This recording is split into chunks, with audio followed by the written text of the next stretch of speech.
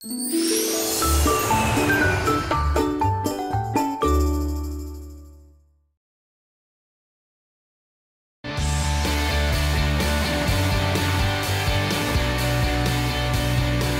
여러분의 아침 햇살이 되고 싶은 남자 김현웅입니다. 굿모닝, 여러분의 아침 공기가 되고 싶은 여자 수희정입니다.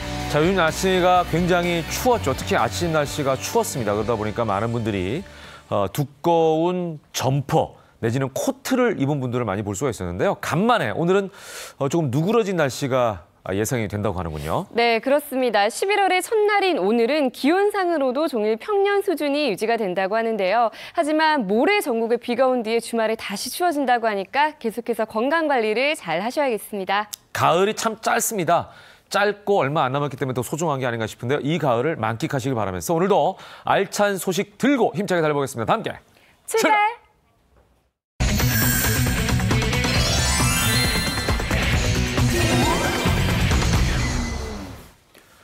피플앤 이슈를 함께하겠습니다. 정철진 칼럼니스트 나오셨습니다. 어서 오십시오. 네, 안녕하십니까. 네. 박근혜 정부의 실세였던 이재만 전 총무비서관 그리고 안봉근 전 청와대 비서관이 무려 4년 동안 국정원으로부터 수십억 원 상당의 뇌물을 받은 정황이 포착됐다고요? 그렇습니다. 우리가 이제 문고리 3인방이라고 했을 때 정호성 비서관, 그리고 이재만 총무비서관, 안봉근 이제 부속 2부속실 이제 비서관 3명을 꼽는데요. 정호성 비서관 같은 경우에는 현재 구속 기소가 돼 있고 이제 나머지 2명은 그동안 밖에 있었었는데 어제 전격 체포가 된 겁니다. 예. 그러니까 이게 이야기를 좀 들어보니까요. 그 2명이 국정원으로부터 돈을 상납받았다. 라는 혐의를 이제 받고 있는데요. 예. 검찰 조사에 따르면 국정원이 직접 매달 1억 원씩 5만 원짜리 캐시 현금으로 007 가방에 담아서 이제 저 2명의 비서관 이재만, 안봉근에게 전달을 했다라고 하는데 매달 1억 아닙니까? 이 둘이 있었던 청와대 기간이 한 4년 정도 되니까 40억이네요. 예, 이제 40억 정도를 이제 상납을 받은 이런 혐의를 가지고 앞으로 수사가 본격화될 것 같습니다. 예, 근데 저 수십억에 달하는 돈을 어떤 명목으로 받아왔던 거죠? 그렇습니다. 국정원에는요 특수활동비라는 예산이 있습니다. 왜냐하면 뭐 국정원은 우리나라뿐만이 아니라 전 세계 정보기관이 있지 않습니까? 좀 은밀하고 또 밝힐 수 없는 일을 하기 때문에 이 특수활동비에 책정이 돼 있고 이 부분에 대해서는 감사원이 감사도 하지 않거든요. 우리나라의 연간 국정원의 특수활동비를 보면 거의 한 4,700억 정도가 되는데 국정원은 바로 이 돈 중의 일부를 이 2명의 비서관에게 이제 상납을 한 것으로 이미 국정원 기조실장이 이 전달에 대해서는 실토를 했습니다. 근데 문제는 이제 전달하고 받았죠. 그 다음부터가 시작입니다. 과연 이 돈이 이 2명의 비서관이 개인적으로 착복을 했는지 아니면 또 윗선이 있는지 박근혜 대통령이 혹은 그 다른 쪽으로 갔는지 아마 이것이 앞으로 이 상납 사건의 키포인트, 수사의 키포인트가 될 것 같습니다. 참 어이가 없습니다. 나라를 위해 쓰라는 돈을 개인들에게 유용했다는 것 자체가 문제가 아닐 수가 없는데 근데 문제가 또 있습니다. 국정원 특수활동비 수수에 관여한 인물이 또 있다고요? 네, 조윤선 전 청와대 정무수석, 현규환 정무수석인데요. 조윤선 전 장관이죠. 문체부 장관이 장관 전에 이제 정무수석이었었고 청와대 안에 있었다는 얘기 아닙니까? 지금 이제 국정원에 따르면은 이제 저 2명의 안봉근, 이재만뿐만이 아니라 조윤선 당시 청와대 정무수석에게도 매달 400만 원에서 500만 원씩을 이제 상납했다라는 정황이 포착을 돼서요. 어제 같은 경우에는 조윤선 이제 전 장관 집을 또 자택 압수수색까지도 이제 진행이 됐었거든요. 그러니까 검찰이 이번 사건을 아마 뭐 저 정도에서 수사를 끝낼 것 같지는 않고요. 지금 박근혜 전 정부 시절에 국정원장이 3명이 있었거든요.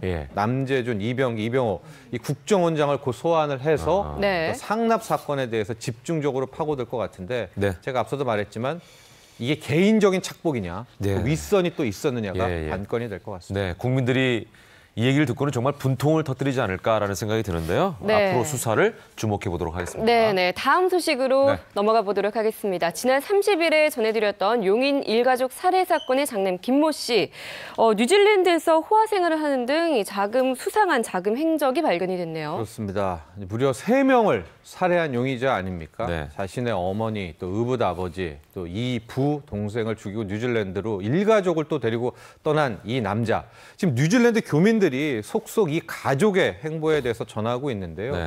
도착하자마자 이제 뉴질랜드의 오클랜드, 일종의 신도시 쪽에 집을 마련했다라고 합니다. 근데 그 집이 월 렌트비가 거의 $2,000가 넘으니까 한 2,600만, 260만 원에서 260만 300만 원 정도 되는 상당한 좋은 집으로 정착을 했고 네. 뭐 벤츠를 비롯해서 고급 SUV 차량도 구입을 네. 했고 뭐 이런 뭐 가구라든가 초호화스러운 집을 꾸미기 시작했다라고 하는 거예요. 그리고선 뭐 주변 이웃들 한국인들이죠. 우리는 한국 왔다 갔다 하면서 사업한다. 이렇게 이야기를 했다라고 하는데 과연 이 돈이 어디서 났느냐가 네. 지금 관건이 되고 있는 겁니다. 왜냐하면 네. 그동안에 이 김 씨, 용의자 같은 경우에는 한국에서 경제적으로 굉장히 궁핍하고 무지개다가 이런 상황이었다라고 하거든요. 그렇다면 혹시 살인 직후에 부모님 돈을 또 빼돌린 게 아닌가 여기에 대한 의심도 커지고 있습니다. 그러니까 결국 돈을 노린 범죄가 아니었을까라는 생각이 드는 거죠. 네, 결국은 이제 그렇게 네, 돼야 네, 되는데 네. 이 범행 동기 찾으려면 가장 중요한 게 범인을 일단 잡아야죠. 잡아서 체포를 네, 해서 네. 직접적으로 구술을 들어야 될 거 아닙니까? 게다가 이번 사건은 지금 일가족이 다 안타까운 죽음을 맞이한 상황이어서 그 관계를 설명해 줄 인물도 없는 거거든요. 그러네요. 그래서 우선은 정확한 범행 동기를 위해서는 이제 이 용의자를 데리고 와야 되는데 소환을 해야 되는데 문제는 어제도 전해드렸지만 이게 의도적인지 아닌지 이 용의자가 거기서 또 절도죄를 저질러 버렸습니다. 그래서 지금 나오고 있지만요. 당초에는 우리가 여권을 무효화시켜서 강제 추방을 하려고 하거나 이제 범죄인 인대조약으로 불러들이려고 했었는데 네. 지금 이제 뉴질랜드 재판을 받게 됐습니다. 그러니까 속죄주의 부분이 있기 때문에 적어도 저 뭐 강제 추방이든 범죄인 인도 조약이든 데리고 오려면 뉴질랜드 쪽에서 법 집행이 끝나야 되거든요. 네. 근데 오늘 보니까 이 절도죄에 대한 두 번째 심리가 열린다라고 하는데 이 심리 다 받고 또 만에 하나 거기서 징역형을 받는다면 또 살아야 되거든요. 뭐 수개월이 아니라 수년까지도 걸릴 수 있는 좀 그런 사건이어서 답답한 마음을 금치 못합니다. 그러네요. 예. 자, 다음 얘기로 넘어가겠습니다. 지난 네. 8월 말이죠. 30대 여교사가 초등학생 제자와 수차례 부적절한 관계를 맺은 사건 다들 기억하실 텐데 어제 중형이 구형됐네요. 상당한 중형이었습니다. 이 경남 창원의 32세 여교사가 남학생이죠. 13세 자신의 제자인 남자 초등생을 불러내서 성관계를 맺고 성폭행을 했던 그런 사건이었었는데요. 어제 열린 결심 공판이었습니다. 저 이제 부적절한 관계를 맺은 저 일파만파였고 국민들의 참 정말 분노가 샀었는데 검찰이 이 해당 여교사에게 징역 8년에 네. 전자발찌 10년을 구형을 했습니다. 이제 참 예상을 뛰어넘는 이제 상당한 중형이었다 이런 법조계의 평가인데요. 이 구형을 내리면서 검찰은 모든 범죄로부터 제자를 보호해야 할 그 스승이 네. 이런 범죄를 저질렀다는 거에 대해서 용서할 수가 없다라면서 이 징역 10년이라는 중형에 대한 이유를 설명을 했고요. 네. 네. 결심 이제 선고 재판은 다다음 주쯤, 그러니까 11월 14일에 1심의 이 선고 결과가 나올 것으로 보입니다. 네, 네. 네, 검찰에서도 제법 강력하게 대응을 한 것 같은데 여교사 A씨는 좀 반성의 기미를 보이고 있나요? 네, 뭐 어떤 변론이나 변호 같은 거는 없었고요. 마지막 최후 진술에서 자신의 제자와 또 그 가족에게 너무나 미안하다라는 사죄의 뭐 변을 전했다라고 하는데 글쎄요, 이제 과연 법원은 어떻게 판결을 내릴지 지켜봐야 될 것 같습니다. 네. 네, 이번에는 좀 반가운 소식입니다. 겨울을 앞두고 도시가스 요금이 인하된다는 네. 소식이 전해졌네요. 그렇습니다. 이제 서울시 소매 요금으로는 전체 한 9.3% 정도고 주택용만 따로 떼어놓고 보면 약 한 8.7%가 인하가 되는데요. 보통 이제 서울시 1,400만 가구 경우 같은 경우에 겨울철에 한 8만 7천 원, 9만 원 정도를 쓰거든요. 거기서 인하폭을 감안하면 매달 한 7,400원 정도를 인하된 혜택을 올 겨울에는 볼 수가 있을 것 같습니다. 네, 올해는 특별히 요금 인하를 한 이유가 있나요? 매년 그렇습니다. 겨울 되면 좀 올랐던 기억이 있는데. 네, 맞아요. 왜 깎아주나에 대한 예. 의구심이고 실제로 이 가스 요금 같은 경우에는요. 연료비 연동제라고 해서 국제유가에 연동을 해서 올리거나 혹은 내립니다. 네. 근데 최근에 국제유가는 많이 오르고 올랐거든요. 있잖아요. 예. 그럼 이제 올려야 되거든요. 네. 근데 왜 깎아주냐? 이 이야기가 좀 복잡합니다. 이 시간은 뭐 2008년에서 2012년 당시로 가는데 네. 그때 유가가 폭등했거든요. 네. 근데 그때 너무 올라가지고 한국가스공사에서 올려야 될 거를 안 올린 거예요. 그러니까 봐줬다가 그 다음에 작년 재작년에 또 유가가 급락했잖아요. 예. 네. 근데 그때 올릴 거를 안 올렸다라고 하면서 그때는 또 올렸어요? 아니 덜 깎아준 거예요. 아, 인하를. 예. 그래서 덜 올린 거, 덜 깎아준 걸 합산해 보니까 돈이 좀 남았다는 것이고 그래서 이것을 다시 국민에게 돌려준다라는 건데요. 복잡하긴 하네요. 어쨌든. 국민은 근데 정확하게 좀 예, 요금 예. 매기는 게 좋죠. 그러나 예. 어쨌든 요금은 인하가 됐다는 사실 전해. 네, 가계 부담이 좀 덜 수 네. 있어서 반가운 소식인데요. 마지막으로 영상으로 보는 이슈 전해주시죠. 네, 요즘 취업난 너무 심하죠. 네, 네. 그래서 여러 계층들이 일자리를 찾고 있는데요. 최근 이제 일자리 정보를 알려주는 박람회가 열렸다라고 합니다. 그 일자리 박람회의 모습 영상을 통해서 확인하시죠. 4년째 사회복지 분야의 일자리를 찾고 있는 취업준비생 김현지 씨. 일자리 박람회가 열린다는 얘기를 듣고 부지런히 서울 광화문 광장을 찾았습니다. 면접관들을 직접 보고 저희의 이력서를 직접 보고 이력서를 어떻게 수정할 수 있는지 직접 들어볼 수 있어서 온라인으로 면접의 기회를 가져보기도 합니다. 아이들이 너무 좋아서 사회복지에 관심이 되어서 지원하게 됐습니다. 무역회사에서 일하다 은퇴한 임수훈 씨 부부도 부스 곳곳을 둘러봅니다. 원래는 저기 그 무역 쪽으로 했거든요. 네. 해외도 좀 있었고 맞는 직종이 있는가 해서 한번 와봤습니다. 채널A와 동아일보, 대한상공회의소가 공동 주최하는 2017 리스타트 자폐어가 이낙연 총리, 정현백 여성가족부 장관 등 200여 명이 참석한 가운데 어제 막을 올렸습니다. 한 구직자와 그런 사람을 찾으시는 구인자를 이어주는 통로입니다. 새 일자리로 새 희망 찾으시기 바랍니다. 이곳 리스타트 자폐어에는 상생, 여성, 신중년 등 5가지 주제로 나눠진 채용 부스들이 마련돼 있는데요.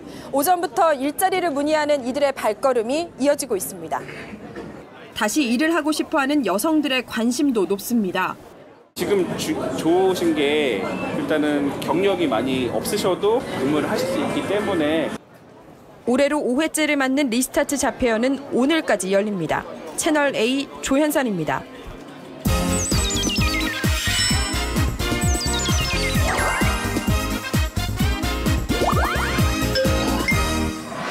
가장 핫한 연예가 소식을 전해드리겠습니다. 연예할 시간.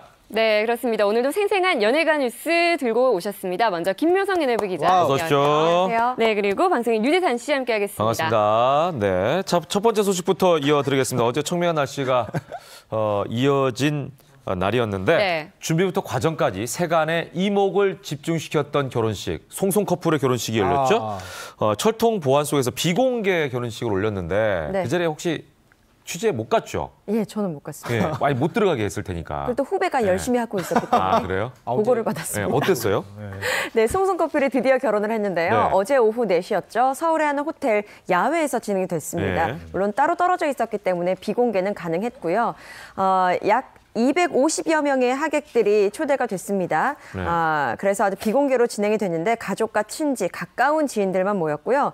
하지만 결혼식장 주변은 취재진들이 정말로 많았습니다. 그래도 누가 찍긴 찍었네요. 그럼요. 위에 이건 중국 매체에서 찍은 영상으로 보여주고요. 또 필리핀, 중국, 일본 등 아시아 각국에서 송송 커플을 축하하기 위해서 팬들이 또 이 자리에 많이 몰렸습니다. 네네. 하지만 무엇보다 관심이 집중된 것은 스타 하객이었어요. 네. 뭐 레드카펫을 방불케 할 정도로 톱 스타들이 계속해서 줄지어서 들어왔는데요. 네네. 김희선 씨, 최지우 씨, 뭐 황정민 씨 등 정말 스크린에서만 볼 법한 박보검 씨 모습도 보이고요. 네. 박보검 씨는 반주를 통해서, 그러니까 피아노 연주를 통해서 축하를 했고요.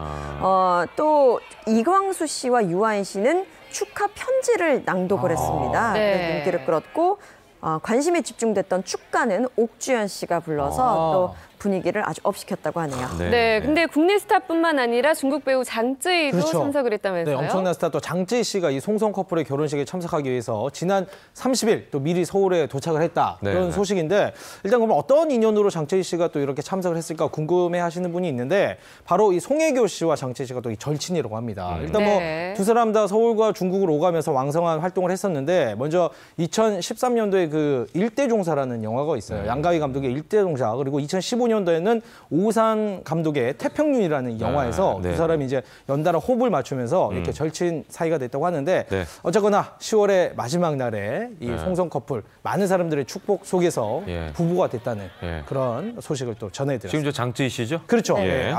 또 아름다운 모습으로. 예, 더군다나 이 두 사람의 억소리 나는 신혼집이 화제를 모으고 있어요. 네, 그렇습니다. 송송 커플의 집도 유명해지고 있어요. 몇 차례 보도해 드린 바 있는데 이태원의 한 집으로 이제 이제 유럽에서 이게 신혼여행을 즐기고 돌아와서는 이태원에서 신접사를님을 차릴 예정입니다. 네.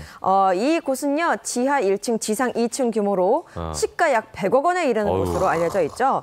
또 이 일대는 회장촌으로 불리는데요. 네. 회장촌. 네, 대기업 회장들이 이곳에 집이 많이 있기 때문에 회장촌으로 불린다고 하고 왜 배산임수 지역이라고 하잖아요. 예. 전망도 굉장히 좋고 또 무엇보다도 사생활 관리가 용이한 국내 최고급 주택 단지로 꼽히고 있습니다. 또 이곳에 비김태희 커플도 집을 하나 구입을 해서 많이 화제가 됐었죠. 예. 아무래도 두 톱스타는 이웃 사촌이 되지 않을까 점쳐봅니다. 그러네요. 네, 두 사람의 결혼 다시 한번 축하드리면서 다음 소식으로 넘어가 보겠습니다. 최근 걸그룹 에이핑크가 한 남성에게 무려 4개월간 폭발물 살해 협박을 받았다는 소식이 전해졌는데요. 물론 허위 협박 신고였지만 이 스타들을 불안에 떨게 한 스토킹 하루 이틀 일이 아니라면서요. 맞습니다. 말씀하신 것처럼 정말 잊을만 하면 다시 이 수면 위로 드러나는 것이 바로 연예인 스토킹 사건인데 사실 이 스타와 팬 같은 경우에는 뭐 뗄래야 뗄 수 없는 동반자 같은 역할이긴 하지만 네. 몇몇 정말 또 선을 넘는 도를 넘는 팬들 때문에 힘들어하는 스타들이 많이 있습니다. 협박과 폭력 그리고 납치까지 정말 연예인 스토킹 잔혹사에 대해서 준비를 해봤습니다. 네, 스타들을 공포에 떨게 한 있네요. 스토킹 네네. 사건. 첫 번째 1998년에 김창완 씨. 그렇습니다. 네. 한번 가보도록 하겠습니다. 네. 일단 김창완 씨. 최초의 스토킹 피해 사건이군요. 그렇습니다. 연예인 스토킹 사건 최초의 피해 사건이다라고 얘기할 수 있는데 네. 바로 1998년도입니다. 이 김창완 씨가 한 남성으로부터 어떤 폭행을 또 당하고 네. 굉장히 끊임없는 괴롭힘을 당했는데 그걸 이제 참다 못해서 고발을 하면서 이게 이제 수면 위로 드러난 그런 네. 사건이라고 얘기를 드릴 수가 있는데 일단은 이 남성 같은 경우는 이제 김창완 씨에게 처음에는 자기가 이제 본인이 어릴 때부터 김창완 씨의 팬이었다라고 이제 접근을 하게 됩니다. 그러면서 정말 말도 안 되는 요구를 하게 됩니다. 뭐 작곡하는 법을 가르쳐달라. 자기가 몸이 좋지 않으니까 좀 돌봐달라. 뭐 이렇게 얘기하면서 금품을 갈취하고 네. 계속해서 뭐 폭행뿐만 아니라 뭐 집에 돌을 던지기도 하고 아유. 이런 요구를 이제 계속하게 됐는데 이것이 이제 무려 11년 동안이나 야. 계속됐다고 해요. 야. 그런데 이제 김창완 씨가 네. 계속해서 참다가 결국에는 고소를 하면서 네, 이것이 네. 이제 수면 위로 드러난 그런 사건이다 할 수 있겠죠. 네, 그런데 11년이라는 정말 긴 엄청 시간인데 길어요. 네. 어떻게 버티셨을까 싶어요. 그때 이제 재판부에서도 이렇게 재판을 합니다. 네. 신 씨가 그러니까 스토커가 김창완 씨를 그냥 팬으로서 좋아하는 차원을 넘어서서 괴롭힌 점이 인정이 된다라고 판결을 했고요. 격리 차원에서 이 신모 씨를 1년 그 실형 징역을 선고를 합니다. 네. 그런데 일이 이렇게 마무리됐으면 좋았을 텐데 이 신 씨가 만기 출소를 한 뒤에도 또 찾아갑니다. 그래서 스토킹 짓을 하고요. 또 심지어는 폭행을 해서 김창완 씨의 코뼈가 부러지는 일도 있었다고 해요. 그때 당시를 떠올리면 김창완 씨는 숨쉬고 사는 일이 창살 없는 감옥 같았다라고 참혹한 심경을 드러냈습니다. 그 심경이 이해가 됩니다. 자, 두 번째로 넘어가겠습니다. 1998년이네요. 역시 도지원 씨. 네, 한번 가볼까요?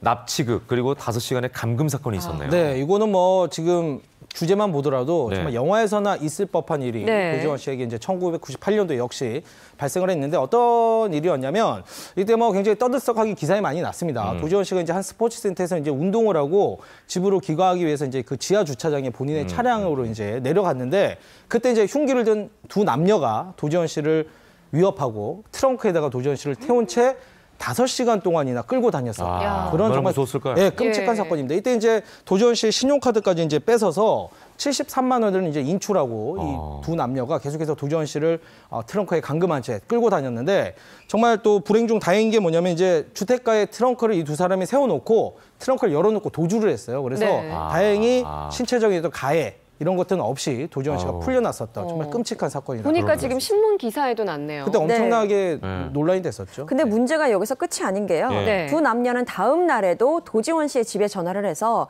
가족을 해칠 수 있다. 그러니 1,400만 원을 달라라고 협박을 합니다. 너무 대범한 거 아니에요? 그런데 도지원 씨는 아무래도 가족이 걱정되다 보니까 네. 돈을 보냈고요. 아, 진짜요? 또 전전긍긍하면서 경찰에 신고를 하지 못했던 거죠. 아. 그런데 계속해서 네. 이제 위협과 협박이 계속되다 보니까 결국엔 경찰에 신고를 합니다. 그리고 나서 두 남녀는 주변을 배회하다가 네. 경찰에 잡혀서 특수 강도 등의 혐의로 구속에 이릅니다. 예, 참. 결국은 이걸 피해갈 수 있는 방법이 없는 거예요. 이렇게 하게 되면. 예, 결국은 정도로 해결해야 된다. 맞습니다. 이런 생각이 들고요. 네. 자, 2007년으로 가봅니다. 이승신 씨. 네. 예, 봄, 가을, 겨울 멤버 김종민 씨 아내죠? 네. 그렇죠. 예. 네, 어떤 자, 일이 어떤 있었는지. 일일까요? 네. 공연장 피습 사건이 있었네요. 그렇습니다. 2007년도에 이승신 씨 공연장에서 피습을 겪었던 사건입니다. 네, 이승신 씨가 지난 2007년입니다. 남편인 김종진 씨가 속한 그룹이죠. 봄, 여름, 가을, 겨울에 콘서트장을 찾아갑니다. 네. 그런데 이곳에서 갑자기 달려든 여성 홍모 씨에게 네. 피습을 당하는데요. 당시 주변인들의 말에 의하면 이 홍모 씨가 객석에 앉아있는 이승신 씨를 발견을 하고 네. 얼굴에 상처를 입히려고 달려듭니다. 그런데 이승신 씨가 아주 가까스로 피해서 얼굴의 상처는 면했지만 머리를 다쳐서 두피가 1cm 정도 찢어지는 부상을 당하죠. 그래서 봉합수술을 하고 전치 5주의 진단이 내려지는 큰 충격을 받았습니다. 여배우인데 얼굴 다쳤으면 그러니까, 큰일 날 뻔했어요. 네, 근데 이 가해자 여성이 이승신 씨의 스토커였나요? 왜 이런 끔찍한 일을 벌였죠? 나중에 자꾸 나서 알고 봤더니 바로 이승신 씨의 남편이죠. 김종진 씨를 10년 동안 끈질기게 따라다녔던 김종진 씨 스토커였던 거예요. 근데 결혼하니까 열받았고. 결혼하고 또 이제 두 사람의 다정한 모습이 이제 매체에 나오니까 앙심을 품고 이제 이런 일을 저질렀다라고 얘기를 했는데 사실은 근데 이 사건 전에도 김종진 씨가 이제 라디오 프로그램을 진행하고 있었는데 여기 홈페이지에다가 이제 지금도 나오죠. 너희 둘이 날 망가뜨려놨다. 제 목숨에 못 살 줄 알아라라고 홈페이지에다가 또 욕설과 함께 글을 남기기도 했는데 나중에 이제 자꾸 봤더니 이 홍 씨가 정신 착란증이 있는 그런 사람이었어요. 그래서 이제 조사 후에 또 귀가 조치가 됐던 그런 부분이 있었는데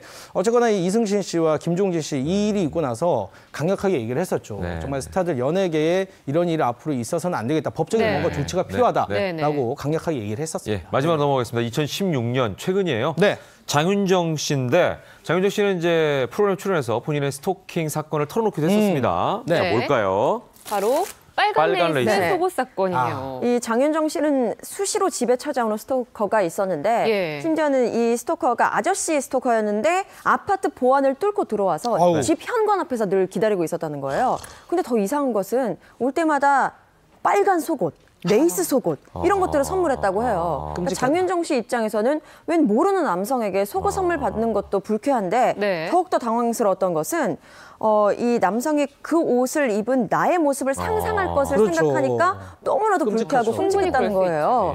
그런데 이 남성 알고 보니까 그냥 번듯한 직장에 다니면서 사회생활을 하고 있는 그런 평범한 사람이었던 거죠. 그런데 그 갈수록 정도가 심해져서 장윤정 씨 측에서 이 남성이 다니는 회사에 직접 연락을 취했고 회사에서 징계를 받으면서 이 스토킹 사건이 마무리됐다고 합니다. 팬심은 참 중요한데. 맞아요. 좀 올바른 팬 문화가 자리 잡혔으면 좋겠네요. 자, 다음 소식입니다. 10월 말에 아주 그 착잡한 소식들이 많이 전해졌었는데 30일에 배우 김주혁 씨에 이어서 육각수의 멤버 도미노 씨까지 충격적인 비보가 전해졌습니다. 우리 김주혁 씨에 대한 얘기를 전해드렸었는데 부검 결과가 다른 원인으로 좀 밝혀졌네요. 우리는 심근경색으로 알고 있었는데. 맞습니다. 심근경색으로 그 김주혁 씨가 사망했다라고 많이들 알고 있는데 그것이 아니라 어제 이제 오전 9시에 국립과학수사연구소에서 이제 김주혁 씨 부검에 대한 결과가 나왔는데 바로 즉사 가능한 수준의 두부 손상이 일어났습니다. 그러니까 머리에 굉장히 큰 이제 부상을 입고 사망했다라고 나왔는데 어쨌거나 지금 아직까지는 뭐 김주혁 씨의 심장에 이상이 있거나 또 약물의 가능성도 배제할 수 없기 때문에 지금 조직 검사에 들어갔거든요. 그래서 조직 검사 결과는 한 일주일 정도 걸린다고 하니까 지금 정확한 사안 또 좀 기다려봐야 될 것 같습니다. 네, 지금 약물 이야기가 나와서 말씀을 드릴 텐데요. 이 약물 부작용이 있을 수도 있을 것이다라는 조심스러운 기사도 지금 보도된 바 있는데 일단 말씀하셨던 그 두부 손상 같은 경우에는 사망 원인일 테고요. 일단 사고 원인을 알기까지는 굉장히 많은 좀 시간이 요할 것으로 보이는데 한 달 전부터 고 김주혁 씨가 가려움증과 불안 완화의 효능이 있는 약물을 복용한 것으로 그러니까 증언이 이어지고 있고요. 이 약은 피부과 정신과에서 정식으로 이제 처방을 받아야만 먹을 수 있는 약이었는데 경찰은 유족 측의 이제 요청으로 김주혁 씨가 평소 다녔던 그 비의원을 좀 조사할 계획이라고 합니다. 자, 마지막으로 간단하게 육각수로 인기를 끌었던 도미노 씨 사망 소식 좀 전해주시죠. 그렇습니다. 이 도미노 씨 같은 경우는 이제 7년 전에 위암 판정을 받았었는데 최근에 이제 이게 재발하면서 계속 치료를 받아오다가 3주 전에 이제 가망이 없다라는 병원의 판단을 받았습니다. 그래서 이제 도미노 씨 역시 이제 30일 날 향년 46세의 나이로 사망을 했다. 그런 소식을 좀 전해드릴 수 있습니다. 안타까운 소식들이 좀 이렇게 많이 있어서 10월의 마지막에 좀 많은 분들에게 좀 안 좋은 소식 전해드렸습니다. 자, 여기까지 소식 듣도록 하겠습니다. 김 기자 수고하셨습니다. 감사합니다.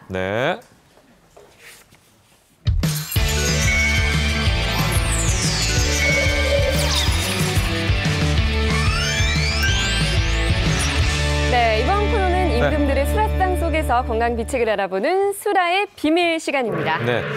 자, 조선 임금들은 매일 각종 산해진미를 다 먹었는데도 불구하고 경무와 스트레스 그리고 운동 부족 등으로 인해서 사실은 건강 상태가 엉망이었다고 하죠. 네. 그래서 운동도 잘 안 하고 어디 가지도 못하니까 어쩔 수 없이 임금을 보필하는 어이와 상공들은 매일 먹는 음식 속에 건강의 비밀을 녹였다고 합니다. 이 시간에는 그걸 좀 알아보는 시간이에요. 과연 네, 오늘은 네. 어떤 임금의 수라 속에서 어떤 건강 비책을 찾을 수 있는지 네. 기대가 됩니다. 자, 유대산 씨가 굉장히 바빠요. 네네. 금세 또 옷을 갈아입고 나와주셨네요. 방금 전까지 연애 소식 전하다가 또 옷 갈아입으러 갔다가 왔어요. 예. 오늘 뭡니까? 나보기가 역겨 가실지라도 이 비책만은 부디 지려밟지 말고 가시옵소라니. 네. 옷이라도 좀 제대로 입지 그랬어요. 그렇습니다. 이 뭐 준비를 앞으로 좀 철저하게 해야 될 것 같습니다. 네. 우리 스태프들. 어쨌거나 네. 지금 심장이 굉장히 뛰고 있는데 네. 요즘에 그 21세기 조선에는 네. 그 수능이라고 불리는 또 그 시험이 있다고 얘기를 들었어요. 그런데 이제 뭐 2주밖에 남지 않았다고 얘기를 들었는데 어쨌거나 이 수능이라는 시험을 준비하고 있는 우리 도령과 낭자들이 오늘은 특히 집중해서 오늘 봐야 될 것 같고 또 우리 도령과 낭자들을 또 보필하고 있는 우리 안방 마님들도 잘 봐주기를 바랬다는 얘기를 하겠어. 일단은 우리 임금의 수라 들라라. 네. 어디 쏘일까? 야, 오늘의 수라 기대됩니다. 네. 그렇습니다. 아하. 어쨌거나 오늘은 참 여러 가지로 당황스럽습니다. 근데 수라가 바로 임금의 수라가 여기 앞에 또 준비가 되었어. 예, 우리가 이렇게 준비를 했는데. 네네네. 그래서 지금 나오고 있습니다. 네네네. 예. 아하, 요렇게. 근데 저 보니까 한 임금의 수라가 아니네요. 네, 그러네. 두 사람이네요? 제대로 보았어. 네, 오늘은 아니, 지금 나왔어요, 지금 이름이. 그렇소. 이미 나왔어요. 예, 오늘 그걸 까지 않아도 될 것 같아요. 그래도 준비한 것이 그래도 준비한 것이 이왕이면 네. 오늘의 두 사람 주인공이 누군지 한번 보겠습니다. 야, 자, 요렇게 두 사람. 두 분. 누군지 아시겠습니까? 아니, 방금 이름이 방금 나왔다니까요. 봤습니까? 예, 바로 조선의 4대 임금인 세종. 그리고 또 한 분은 누군지 우리 차사가 아시겠습니까? 예, 두 번째 수라의 주인공은 조선 후기의 성군으로 알려져 있는 22대 임금인 정조. 이산입니다. 그렇습니다. 일단은 뭐 4대 임금 세종 같은 경우에는 그런 얘기를 하지 않았을까? 나라의 백성은 나라의 근본이고 이 근본이 튼튼해야 나라가 안정된다. 그래서 훈민정음 창제를 하고 또 집현전까지 설치를 했던 그런 정말 성군이다라고 얘기를 할 수 있는 바로 세종에 대해서 먼저 얘기를 드립니다. 정조의 경우에서는 굉장히 책을 많이 본 임금으로 알려져 있는데요. 동궁 시절부터 독서량이 굉장히 어마어마했고요. 그리고 자신이 직접 191권의 문집을 낼 정도로 그 글을 쓰거나 시를 쓰는 거에 굉장히 능한 것으로 알려져 있습니다. 게다가 의학 쪽까지 굉장히 탐닉을 했다고 합니다. 동의보감을 낱낱하게 보고서는 정리를 해놓은 수민묘적이라는 책을 출판하기도 했고요. 또 일반 백성들이 실생활에서 쉽게 보고 쓸 수 있도록 제중신편이라는 책까지 엮기도 했다고 합니다. 네, 정말 두 임금이 대단한 업적을 세운 건 정말 틀림없어 보이는데 오늘 왜 두 분을 함께 소개하는 건지가 궁금합니다. 자, 우리가 뭐 조선시대 왕은 대충 외잖아요. 태정, 태세, 문단세, 예성연중, 임면선 뭐 이렇게 쭉 외워요. 근데 세종이 1397년생이고 정조는 1752년생이니까 한 350년 이상 차이가 나거든요. 이상 차이가 나요. 그럼 두 사람은 왜 여기 나왔는지가 굉장히 궁금합니다. 그렇습니다. 일단은 두 사람은 일단은 뭐 백성을 위해서 열심히 산 임금이긴 하고 하지만 두 사람 모두 다른 삶을 살았고 너무나 그리고 다른 수라상을 또 드셨던 그런 분들이요. 그래서 두 임금에게 하지만 딱 하나 공통점이 있다. 그게 뭐냐는 거예요. 라고 그걸 얘기해 주세요. 말씀드릴 빨리. 수 있습니다. 바로 그 딱 하나의 공통점은 바로 수재였다는 것이죠. 수재. 너무나도 머리가 좋았다, 비상했다라는 수재라는 것을 말씀드릴 수 있겠습니다. 그래서 오늘은 한 나라를 책임지고 또 나라를 다스려야 됐기 때문에 이 임금들이 굉장히 머리가 비상해야 됐어. 머리가 좋아야 됐기 때문에. 그러면 오늘은 똑똑해지는 음식. 그렇소. 브레인푸드를 오늘 준비를 해보았어. 야, 그래서 아까 수험생 얘기를 하셨구나. 그렇습니다. 자, 그러면 하나씩 알아보겠습니다. 브레인푸드 첫 번째부터 한번 살펴볼까요? 첫 번째. 자, 세종전의 첫 번째 브레인푸드. 자, 바로 보니까 왼쪽에 뭐죠? 죽순 같은 건가요? 그렇습니다. 네. 자, 첫 번째 브레인푸드 잠깐 설명을 드리면 바로 죽엽 석고탕과 죽순채라는 요리예요. 네. 바로 이 죽엽 석고탕 어떤 요리냐면 네. 바로 죽엽과 석고, 인삼 그리고 다양한 약재를 넣고 끓인 탄약이다라고 얘기를 할 수 있겠고 그리고 죽순채 같은 경우에는 세종이 즐겨 먹었던 반찬이다라고 말씀을 드릴 수 있겠습니다. 예. 차성환이 좀 정확하게 얘기를 해주세요. 예. 그 우리가 알고 있는 것처럼 세종대왕은 네. 굉장한 공부벌레의 일꾼이었습니다. 그러다 보니까 이렇게 열심히 일한 이유가 있는데 이유는 3가지 정도로 얘기를 하는데요. 네네. 첫 번째는 뭐냐면은 큰형 양녕대군을 대신해서 임금이 올랐기 때문에 그거에 대한 자기 스스로의 노력. 두 번째는 건국 초기이기 때문에 나라의 기틀을 다져야 된다라고 하는 스트레스. 그리고 마지막으로 너무 갑자기 아버지가 승하하시면서 모든 걸 자기가 책임져야 된다라고 하는 정신적 스트레스가 매우 많아서 우리는 세종대왕이라고 부르지만 일명 질병대왕이다. 질병 왕이다라고 불릴 정도로 병이 많으셨습니다. 조선왕조 기록을 보게 되면은요, 즉위하신 지 7년 만에 이질과 두통을 앓았다라고 하는 기록이 남아 있고요. 그다음에 이제 조선 사신들이 세종대왕님의 얼굴을 보고 얼굴빛이 파리하고 검게 변해 있어서 깜짝 놀랐다라고 하는 기록들이 나와 있습니다. 그렇군요. 예, 이때 들어왔던 중국의 사신이 요동지방에 굉장히 유명한 하양이라는 의사였거든요. 명의? 그때 이제 명의였습니다. 세종의 얼굴을 보고서는 이제 진단을 한 게 상부로는 열이 기받쳐서 뭉쳐 있고 하부는 기가 약하고 중간에는 담으로 쌓여 있다. 즉 그래서 기혈이 순환되지 않는 상태다라는 진단을 내렸고요. 여기에 죽엽 석고탕이라는 약을 처방을 하게 된 것입니다. 바로 앞에 나와 있는요. 그래서 이 죽엽 석고탕 같은 경우는 원래 열병을 굉장히 크게 앓은 다음에 열이 좀 남은 상태에서 기침이 계속 나고 기력이 굉장히 떨어져 있는 상태에 처방을 받는 약이거든요. 근데 세종 같은 경우도 기본적으로 열이 계속 나면서 기력이 떨어져 있는 상태들이 많았기 때문에 죽엽 석고탕을 처방받은 걸로 사료됩니다. 그렇습니다. 일단 뭐 죽엽 석고탕, 석죽순채라고 얘기를 하고 있는데 일단 전하의 두뇌에 도움이 되었던 식재료 많이들 궁금해하고 있을 것입니다. 전하의 두뇌에 도움이 되었던 식재료는 바로 이것이요. 대나무요, 대나무. 그렇죠. 그렇죠. 왜냐면은 죽순 자체가 대나무의 술 아닙니까? 찍어준 것이요. 어떤 효능이 있을까요? 예, 맞습니다. 이제 대나무 자체는 버릴 게 없죠. 뭐 저 한약재로도 굉장히 많이 쓰이는데 뭐 죽순, 뭐 죽엽, 죽무해서 이렇게 많이 쓰이는데 대나무 자체가 찬성질을 가지고 있어요. 그래서 스트레스를 받거나 열이 계속 위쪽으로 뜨시는 분들 같은 경우는 이 대나무를 이용한 음식이나 이런 것들을 먹으면 열을 떨어뜨릴 수가 있고 세종 역시 계속적으로 열이 위쪽으로 뜨는 증상들을 가지고 있었기 때문에 대나무를 이용한 음식들을 통해서 열을 내려주고 머리를 좀 맑게 해줬다라고 보시면 되겠습니다. 그 대나무의 어린 순인 죽순은 조선시대 때 왕세자들이 자주 먹었던 식재료로 알려져 있는데요. 죽순이나 죽순 꿀차 또는 죽순 튀김들이 자주 이 수라에서 올라왔습니다. 그런데 이제 이 죽순이라고 하는 것이 드시면 아삭아삭한 그런 식감이 느낌이 있잖아요. 그 식감이 결과적으로는 턱을 자극해서 결과적으로 뇌를 자극하기 때문에 머리가 좋아지는 음식이에요. 그다음에 비타민과 무기질이 풍부하기 때문에 어린 이제 왕세자들한테 굉장히 좋은 식재료로 알려져 있었습니다. 지금도 왜 저작 활동을 많이 하면 머리가 좋아진다는 얘기 많이 하니까. 맞아요. 그리고 또 두 번째 요리를 보니까 고기 국수가 보이는 것 같소. 그래서 두 번째 브레인푸드는 바로 동치미 냉면이에요. 일단 이 냉면이 어떻게 브레인푸드라고 궁금해하시는 분들이 있는데 일단 우리 송어이가 좀 설명을 해주시죠. 예, 우선 냉면의 얘기는 약간 뒤쪽에 있다 하고 이때 이제 세종이 또 가지고 있었던 질병에 대해서 하나 더 얘기를 드릴게요. 바로 눈병입니다. 그러니까 세종 같은 경우는 진짜 병이 많으셨네. 요즘으로 따지면 종합병원이네. 맞습니다. 아까 질병 종합병원 이렇게 얘기하신 것처럼 그 보면은 책을 계속 읽으시면서 또 백성에 대한 고민을 계속적으로 하다 보니까 이게 스트레스와 피로가 굉장히 누적이 됩니다. 그렇게 되다 보니까 간이 상하게 되는데 한의학적으로 간은 눈과 연결이 되어 있어요. 그래서 우리가 스트레스를 많이 받거나 굉장히 피로한 상태에선 다음날 보면 눈이 충혈돼 있거나 침침하거나 그렇게 되어 있죠. 그래서 세종도 눈 쪽, 안쪽 질환을 굉장히 심하게 알아서 나중엔 시력 감퇴까지 오게 되는 과정을 겪게 된다고 보시면 되겠습니다.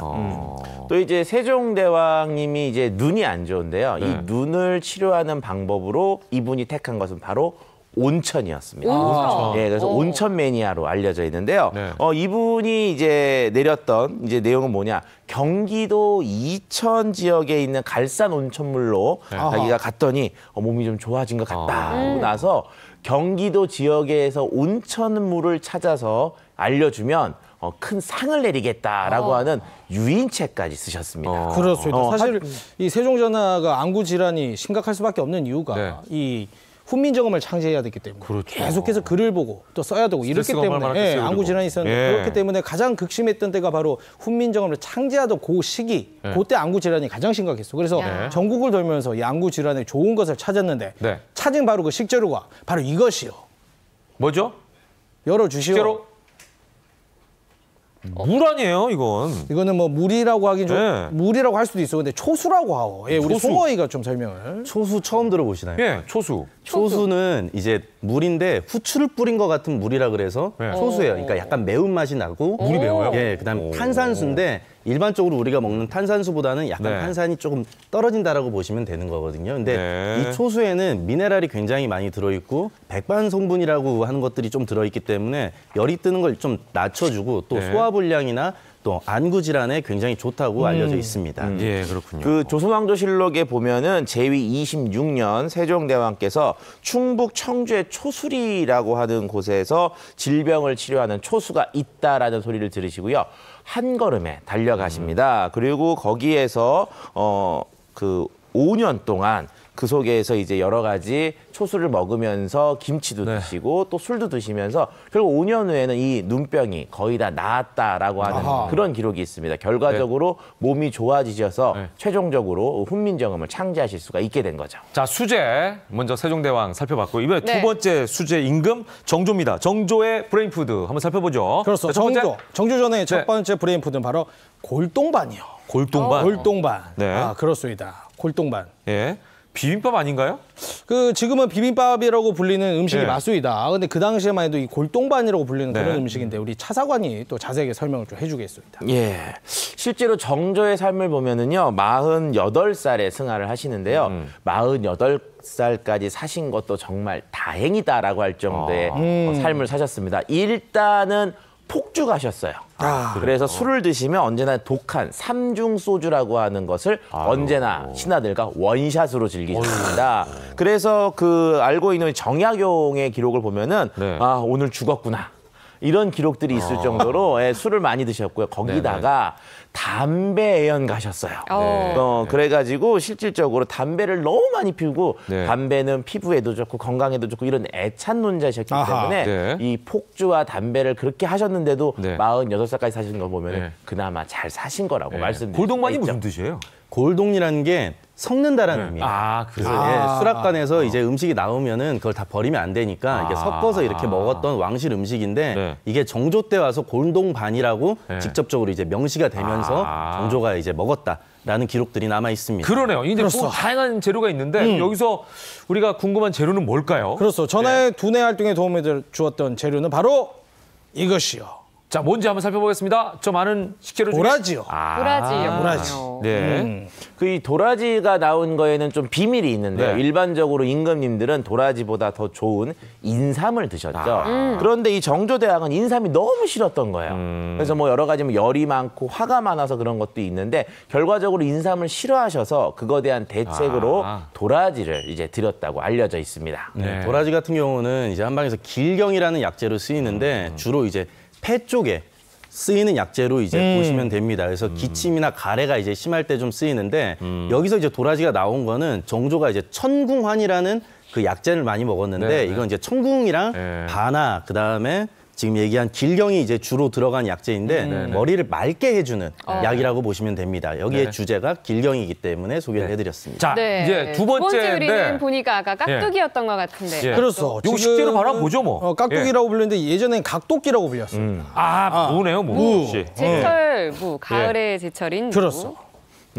그 이제 무라고 하는 것은요, 이제 골초에 가까운 애연 같은 정조가 자신의 시문집 홍제전서에서요, 답답한 마음을 틔우고 울적한 기분을 소통하는 음식으로 무가 있다라고 돼 있는데, 이때 이제 무는 한자로 없을 무라고 하는데 맛이 없다라는 의미가 아니라 마음이 답답한 우울증과 욕망, 집착을 없애준다는 의미로 무를 썼을 정도로 정조 임금은 무를 굉장히 사랑하셨습니다. 네. 자, 그러면은 저희가 뭐 식재료들 다 살펴봤어요. 세종과 정조의 식재료를 살펴봤는데 중요한 건 그렇습니다. 이제 우리가 이거를 현대에 어떻게 적용하느냐예요. 그렇죠. 예. 우리도 고민을 많이 했어요. 이걸 어떻게 콜라보를 할 것인가. 그래서 현대판 수제 술화를 위한 또 술학과 9이 또 준비를 하고 있다. 우리 최은주 상궁 들라라. 최은주 상궁. 그렇소. 네. 이때 오나라 음악이 준비가 또 안 돼 있고 이게 나와야 되는데 예. 반갑습니다. 최은주 상궁. 오늘 어김없이. 자, 오늘 어떤 음식이 준비되어 있나요? 소개를 좀 해주시죠. 우리가 좀 4가지 식재료를 봤는데 어떻게 적용을 할까요? 네, 오늘은 세종의 비밀 식재료인 죽순하고 정조의 도라지를 이용해서 영양 한상을 한번 차려볼 도라지? 거예요. 네, 바로 죽순 도라지 생채와 죽순 영양밥을 준비해봤습니다. 예. 자, 시간이 없으니까. 네, 스피디하게 우리 최은주 상궁. 네, 죽순을 결대로 썰어줄 건데요. 네. 이게 생채가 아무래도 아삭아삭하게 씹는 맛도 있고 예쁘게 하기 위해서 결대로 이렇게 썰어주셔야 나중에 모양도 예뻐요. 아, 역시 다른 데를 쳐다보면서도 잘 자르고 네, 우리 최은주 상궁이요. 예, 원래 이제 죽순도 많이 먹고 도라지도 많이 먹는데 두 가지를 합치는 경우는 처음 봤어요. 이걸 끓는 물에 넣는 것이요? 네, 죽순은 한번 데쳐줘야 식감도 좀 부드럽고 먹었을 때 약간 비린 맛도 좀 없어지거든요. 데친다는 거죠? 데치는 사이에 제가 도라지를 준비했는데요. 도라지는 사실 이 쓴맛 때문에 싫어하시는 분들도 계세요. 맞아요. 그래서 굵은 소금으로 바락바락 문지른 다음에 찬물에 한 30분 정도만 담궈두시면 쓴맛이 많이 제거가 돼요. 자, 도라지를 이제 또 예쁘게 먹기 좋은 크기로 이렇게 좀 잘라주시고. 자기가 먹기 좋은 크기로 그냥 자르면 되네요. 네. 요거는 이제 큰 그릇에 담는 것이요. 저희 도라지뿐만 아니라 쓴 맛이 나는 채소들이 있어요. 맞아요. 예. 네, 이거 사포닌 성분이 수용성이기 때문에 물에만 담궈놔도 많이 빠져요. 그러니까 고들빼기나 이런 것도 마찬가지로 물에다 담궈놓으면 되겠네요. 예, 아무튼 도라지를 저렇게 씻어서 썬 다음에 네, 그다음 죽순은 한 30초 가량 데쳐주시면 되는데요. 데친 다음에 바로 찬물에 담궈주시는 게 중요해요. 바로. 그래야 잔열에 의해서 더 익는 거를 방지하거든요. 요거 이제 30초가 지난 것 같소. 이렇게 담아서 체에 걸러서 네, 바로 찬물에 이렇게 담궈주시면 요거 이제 불 꺼도 되겠어요? 네, 끄셔도 돼요. 담궈주고 담근 죽순을 이제 도라지와 함께 도라지에 넣어주면 되고요. 콜라보레이션. 뭔가 또 양념이 필요할 것 같은데요. 네, 양념 금방 만들거든요. 바로 만들어서 할게요. 그러면 그냥 두 가지를 그렇게 하고 그러니까 어떻게 데치고 어떻게 사실은 준비하느냐가 중요한 거지. 그 다음에는 무치면 되는 거 아니에요? 맞아요. 그죠? 생채는 너무 간단하기 때문에 바로 드시면 좋은데요. 요즘 수험생도 많으시고 뭐 중요한 자리 앞두셨을 때 이거 드시고 가시면 머리가 아주 맑아져서 좋아요. 양념 하나씩 설명해 주시오. 네, 양념은 다진 마늘. 네, 다진 마늘. 양념장 만드는 거죠?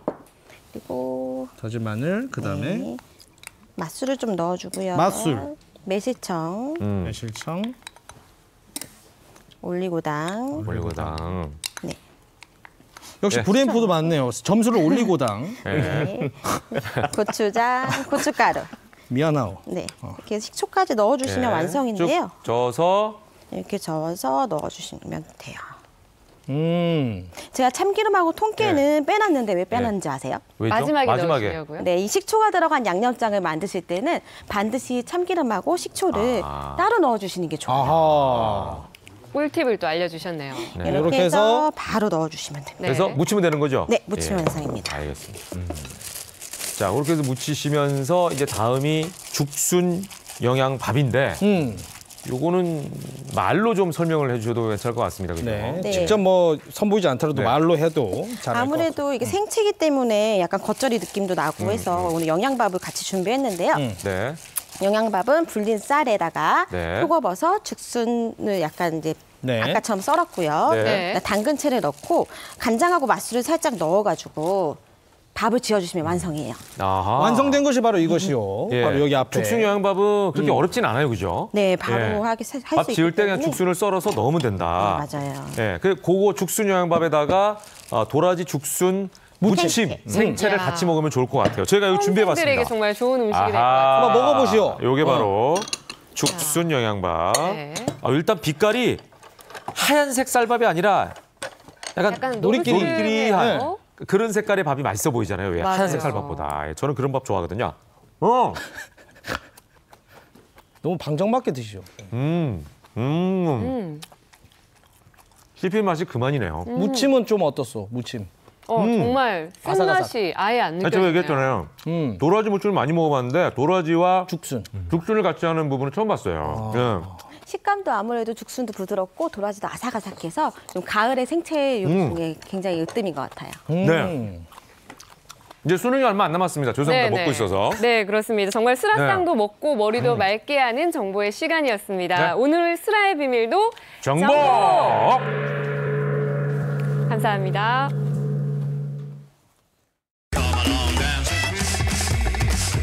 오늘은 뭘 먹을까에 대한 고민은 이제 그만! 전국의 맛을 찾아 떠나는 여기 맛고요! 지금 출발합니다. 역시나 고기는 한우! 언제나 질린 한우에 누가 맞설 것인가? 한우와 당당히 겨룰 음식, 달콤 짭조름한 양념 돼지갈비 드시겠다. 뜨끈뜨끈 칼칼한 김치찌개 영원한 라이벌 하면 바로 구수한 된장찌개. 오늘의 맛도 선택장에 불러오는 맛수라는데 맛수 음식 찾아온 한 가게. 점심시간이면 사람들로 북적이는 맛집이라네요. 두 가지 메뉴가 다 맛있어서 전 번거로워서 자주자주 먹으러 와요. 그 첫 번째 음식은 보쌈. 야들야들 잘 삶아진 고기를 한 입 크기로 잘라주고 평범해 보이지만 그 평범함을 거부하는 건 요 초록빛 소스. 그렇다면 보쌈의 라이벌 음식은 족발인가 싶지만 갈비찜. 윤기 차르르르 흐르는 요 갈비찜의 자태보소. 살코기도 푸짐하다 푸짐해. 이제 야무지게 먹을 차례. 보쌈 고기와 소스가 입안에서 어우러져 맛도 굿. 맛있어요. 고기는 뜯는 맛이다. 갈비찜 제대로 드실 줄 아시네. 고기를 들고 뜯어야 제맛. 고기 자체도 부드럽고 양념도 안까지 잘 배어있어서 좋았어요. 달짝지근하고. 일주일에 2번 정도 오는데 그 이유가 음식의 소스가 이 음식의 맛을 더 잘 살려줘서 더 맛있어요. 음식의 맛을 업그레이드 해준다는 소스? 이 두 가지가 좀 소스가 좀 달랐다 보니까는 각자 이제 손님들한테 좀 인기가 좋아요. 연하고 부드러운 고기 맛이 일품인 갈비찜. 고기의 느끼함을 잡아주는 마늘 소스 보쌈. 맛소 음식의 소스 비밀을 밝혀라. 먼저 고기 속까지 진하게 배어든 갈비찜 소스는 갈비찜용 고기는 잘 손질해 핏물 깨끗이 제거하고 푹 삶아준 뒤 돼지고기 잡내 잡아주는 월계수잎과 오가피, 감초 등 다양한 약재 망에 넣고 1차로 삶은 갈비 위에 안착. 여기에 간장, 물엿 등 양념해주고 가장 중요한 게 남았으니 이게 바로 비법이란다. 뭐예요? 아예 우리는 여기 갈비찜에 볶음 춘장을 쓰고 있어. 춘장을 넣으면서 갈비찜 인기 급상승. 고기가 더 구수하면서 이게 좀 달달한 맛도 나고 해가지고. 이제 30분 정도 푹 졸여주면 양념 제대로 배어들면서 감칠맛 나는 갈비찜으로 재탄생. 포들포들한 육질이 끝내줘요. 보쌈용 고기에 올리는 마늘 소스 또한 비밀의 재료가 있다 하니 간마늘 위에 넣어주는 이건 뭔가요? 마늘의 아린 맛을 파인애플이 많이 잡아줘요. 그래가지고 좀 마늘 소스를 만들면 달콤한 맛이 나요. 마늘 특유의 강한 맛을 없애고 단맛까지 낼 수 있는 파인애플. 양파와 파인애플을 함께 갈아주면 마늘 소스용 주재료가 만들어지고 이제 마늘과 잘 섞어주면 되는데요. 마늘과 파인애플의 조합, 여기서 끝이 아니다. 3일간 숙성을 거쳐야 완성. 숙성을 해야 비로소 알싸한 마늘 맛이 날아가고 달콤한 맛이 남는답니다. 삶은 돼지고기와 마늘 소스가 만나면 깔끔하면서 개운한 맛의 보쌈으로 재탄생! 일명 마늘 보쌈 맛있겠죠? 취향에 따라 보쌈용 김치 함께 올려 야무지게 한 쌈 만들어 입으로 직행. 담백한 돼지고기와 달짝지근한 마늘 소스가 입안에서 함께 맴돕니다.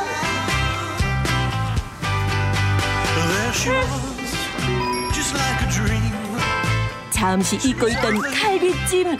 양념의 진수가 담긴 국물을 밥에 쓱쓱 비비면 보기만 해도 군침 도는 비주얼. 갈비찜 국물만으로도 밥 한 공기는 뚝딱 비울 수 있다고?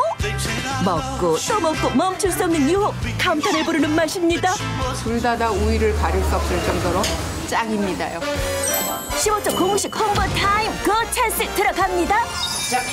예, 밑반찬하고 공깃밥은 무한정으로 드리니까 오셔서 배불리 드시고 또 2층에서 오후 4시부터는 포차를 운영하고 있으니까 모듬전이라든지 푸짐하게 양도 많고 하니까 많이들 오셔서 평범한 음식에서 특별함을 찾았다. 보쌈이 마늘 소스, 갈비찜의 볶음 춘장. 지금까지 맛스 음식 2가지 맛의 세계였습니다. 네, 이제 날씨는 점점 추워지고 밖으로 나가긴 쉽지 않고 하다 보니까 네. 실내 생활하는 경우가 많아질 텐데요. 그렇다고 운동을 안 하자니 또 건강에 적신호가 올 것 같고. 그래서 오늘은요, 실내에서 할 수 있는 스포츠에 대해서 여러분께 알려드리도록 하겠습니다. 잠시 후에 확인하시고요. 네, 그렇습니다. 그리고 또 가을 하면 알록달록 단풍을 빼놓을 수가 없는데요. 그래도 뭐니 해도 아름다운 갈대도 또 빼놓을 수가 없죠. 오늘은 이 산들산들 가을바람에 넘실대는 아름다운 갈대가 있는 곳 전남 강진으로 떠나보겠습니다.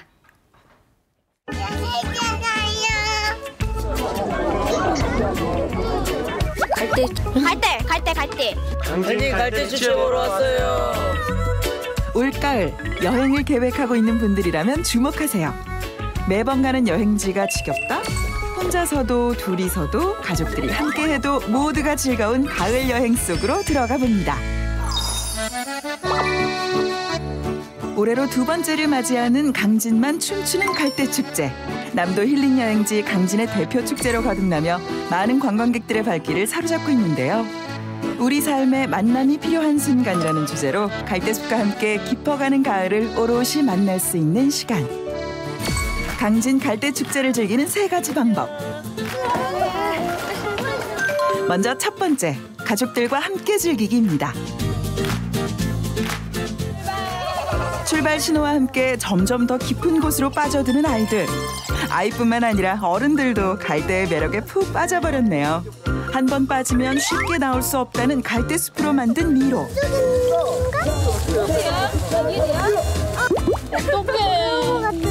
어떻게? 보인다. 뭐가 보여? 서로 힘을 모아 드디어 출구를 찾아냈는데요.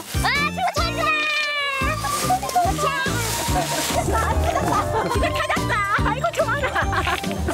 근데 생각보다 오늘 쭉 쌓기가 된 것 같아 좋네요. 어린 시절로 돌아간 것 같기도 하고 그다음에 애도 또 이렇게 경험할 수 있어서 좋아요. 뛰고 또 뛰고 아이와 어른들이 함께 즐길 수 있는 놀이가 또 하나 있었는데요. 연나이키. 개성 만점, 모양도 다양한 연을 하늘에 띄워보는데요. 이렇게 어른들과 아이들의 추억이 또 하나 쌓여갑니다. 탁 트이는 곳에서 연날리기 하니까 재밌어요. 애들하고 더 정도 쌓이고 가족들 친목도 되고 좋네요. 영과 함께 스트레스 날리고 최고입니다. 대체 무슨 일이 일어난 건지 사람들의 눈이 한 곳을 향해 있는데요. 짱동원데요. 짱뚱어는 깨끗한 갯벌에서만 자란다고 하는데요. 그만큼 강진의 자연 환경이 깨끗하다는 것이겠죠.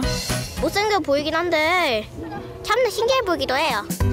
처음 보는 풍경에 시선 집중. 바다 표본 같아요. 가족 여행하기 참 좋네요. 걸어다니면서 애들 마음대로 뛸 수도 있고 그래서 너무너무 좋네요. 행사장 곳곳에는 엽서함이 마련됐는데요.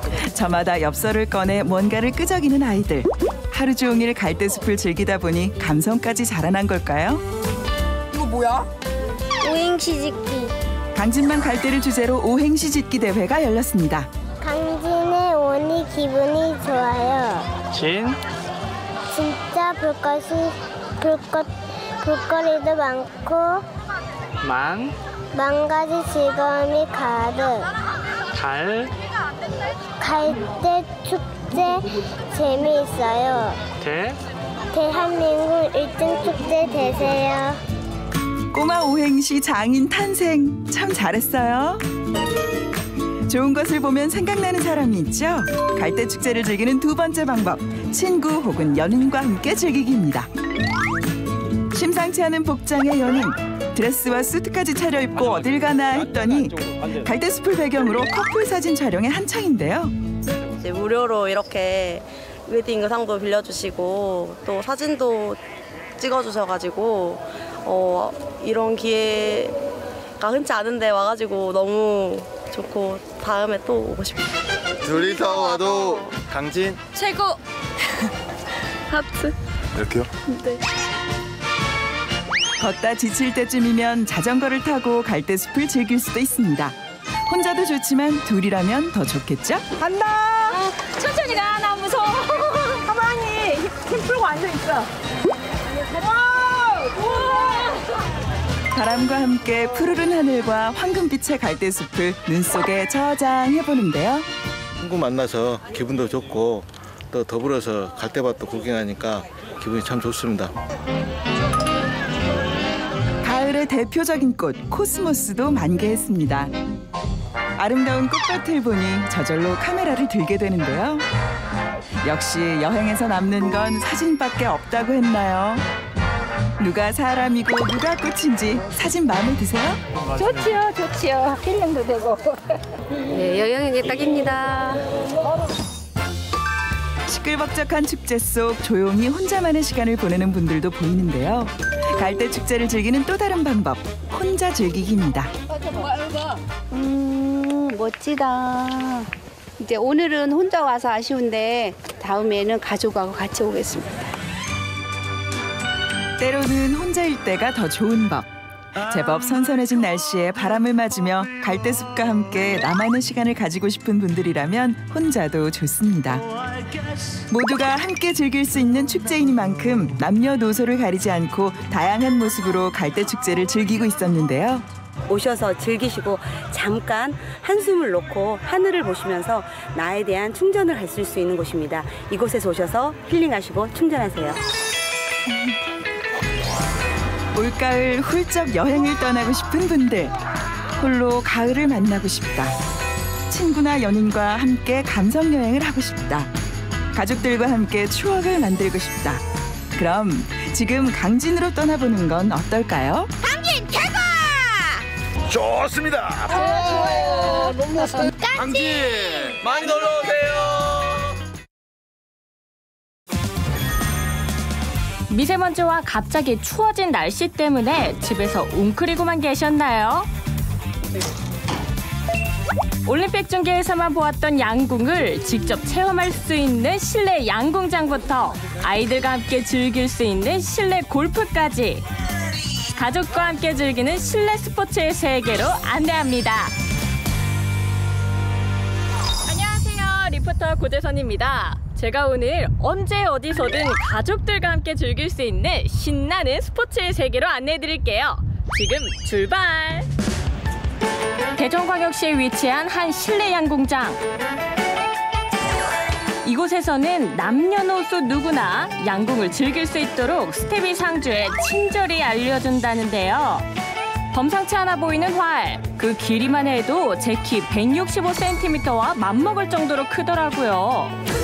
굉장히 가벼워요. 초보자분들이 오셔가지고 쉽게 거부감 없이 바로 그날 배워서 할 수 있도록 좀 가볍고 당기는 힘도 약하게끔 따로 이제 주문 제작을 해가지고 만든 거거든요. 학생들 집중력 향상은 물론 어린아이들에게는 체험 교육까지 된다는 실내 양궁. 이렇게 하는 거야. 알았지? 재밌었어. 여기는 어떻게 오셨어요? 밥을 먹고 지나가는 길에 이렇게 실내 양궁장이 있어서 한번 식구들과 가족들과 함께 찾아오게 됐습니다. 딸과 아빠가 함께 할 수 있는 스포츠가 많지 않은데 이렇게 가족 모두 함께 즐기는 모습이 정말 보기 좋더라고요. 오, 쉽다! 올림픽에서만 보던 거를 제가 직접 해보니까 좀 더 새롭고 더 좋은 것 같아요. 가족과 함께 할 수 있는 또 다른 실내 스포츠, 바로 골프인데요. 고급 스포츠라는 인식에서 벗어나 이젠 주부부터 아이들까지 즐긴다는 실내 골프. 재밌어요. 여기 진짜 TV 나오는 거 같아요. 비용적인 부분에 잠깐 부담이 있진 않나요? 필드 나가는 가격이나 이런 것보다 훨씬 더 저렴합니다. 6분의 1, 10분의 1까지 가깝게. 6분의 10분? 골프의 기업자를 모르고 장비가 없어도 이곳에서는 누구나 즐길 수 있다는데요. 스윙 자세를 카메라로 확인할 수 있는 것은 물론 전문가의 세심한 코칭까지 저는 그립 교정을 받았습니다. 자연스럽게 그냥 마음껏 휘둘러서 뒤로 자연스럽게 보내시면 훨씬 더 곱게 잘 나갈 것 같아요. 코칭 전에는 불안정하게 흔들리던 타구. 전문가의 코칭 후 안정감 있게 치는 모습 보이시나요? 조금 더 스윙이 더 편해졌다 해야 되나요? 더 잘 나간다 해야 되나? 시합도 할 수 있을 것 같아요. 지금 저기 뒤에 초등학생들이 있는데 한번 해보실래요? 저보다 시원한 타구를 날리는 형제.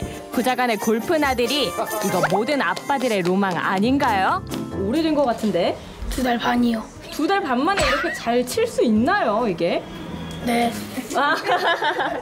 골프가 비용도 생각보다 적게 들고 가족끼리 즐길 수 있기에는 최적의 운동인 것 같아서 다 같이 한번 시작하게 됐습니다. 저와 형 은백군, 아버님과 동생 상백군 이렇게 두 팀으로 나뉘어 허니브레드 내기 대결을 펼쳐봤는데요. 시작과 동시에 벙커에 빠져버린 은백군의 공. 그런데 그때 자동으로 세팅되는 필드. 스크린에서 좀 특이한 거긴 한데 현장 필드감에 더 맞게 이게 좀 바뀌더라고요.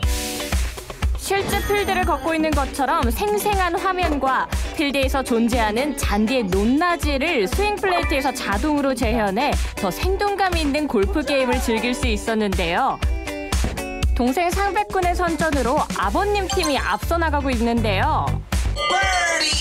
오, 굿샷, 굿샷. 네타 차이로 뒤지고 있는 저희 팀. 은백군, 우리 역전할 수 있겠죠? 충분히 뒤집을 수 있을 것 같아요. 은백군의 마지막 스윙. 정말 2달 반 실력인지 의심스럽더라고요. 은백군의 회심의 일격으로 따라잡기 성공! 이어진 아버님의 차례. 하지만 실수로 홀에 들어가지 못하고 옆으로 빠져버리는 공. 동점인 상황. 이제 제 차례만 남았는데요. 공을 홀에 넣기만 하면 역전 우승. 과연 성공시킬 수 있을까요?